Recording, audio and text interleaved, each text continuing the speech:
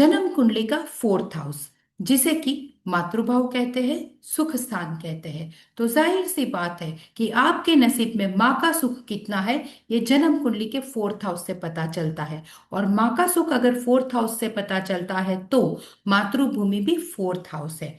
इसे सुख स्थान कहते हैं। तो आपको किस चीज में सुख मिलता है उसका पता भी फोर्थ हाउस से चलता है। साथ में फोर्थ हाउस से प्रॉपर्टी भी देखी जाती है। तो आपके नसीब में प्रॉपर्टी कितनी है या फिर आपको कब प्रॉपर्टी मिल सकती है उसका पता फोर्थ हाउस से चलता है। और व्हीकल भी फोर्थ हाउस है, क्योंकि व्हीकल को भी हम अपनी एसेट्स मानते हैं। साथ में जैसे हमने बात की थी कि सेकंड हाउस से आपकी सेविंग्स का पता चलता है, तो जो सेकंड हाउस का पैसा है वो फिर भी थोड़ा छोटा पैसा है, लेकिन जो बड़ा पैसा होता है वो फोर्थ हाउस का है। और इस वजह से ऐसा कहा जाता है कि आपके नसीब में जमीन और मकान कितना है, जिसे हम बड़ा पैसा कहते हैं, वो फोर्थ हाउस से देखा जाता है। और जो इम्पोर्टेंट थिंग है फोर्थ हाउस से देखी जाती है वो है आपका एजुकेशन, लेकिन जो बेसिक एजुकेशन है वो फोर्थ हाउस से देखा जाता है। यहाँ पे हायर एजुकेशन की बात नहीं हो रही, बेसिक एजुकेशन, या फिर आज के जमाने में ये कह सकते हैं कि बेसिक एजुकेशन जो है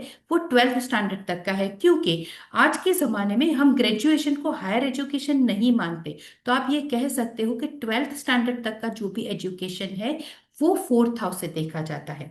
मैंने आपसे आगे बात की थी कि ट्वेल्थ हाउस जो होता है वो इसका व्यय भाव होता है। तो आप ये समझ सकते हो कि अगर फोर्थ हाउस से हम माता का सुख देख सकते हैं तो माता का व्यय जो होता है वो थर्ड हाउस है।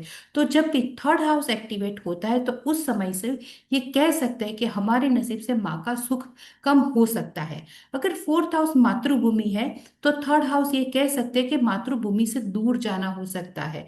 अगर थर्ड हाउस मातृभूमि है, अगर फोर्थ हाउस मातृभूमि है, तो हम ये कह सकते हैं कि जैसे हम घर से दूर जाते हैं, हम शॉर्ट ट्रैवल करते हैं, तो वो भी थर्ड हाउस से देखा जाता है। एजुकेशन के लिए हम कहते हैं कि फोर्थ हाउस है, तो कोई कितना पढ़ेगा वो फोर्थ हाउस से देखा जाता है। तो अगर कोई बच्चा नहीं पढ़ रहा, किसी का पढ़ने में मन नहीं लग रहा, तो वो थर्ड हाउस से देखा जाता है। और साथ में हम स्कूल में बैठकर जो एजुकेशन लेते हैं वो फोर्थ हाउस है। तो साथ में ये कह सकते हैं कि जो डिस्टेंस एजुकेशन रहता है वो थर्ड हाउस से देखा जाता है।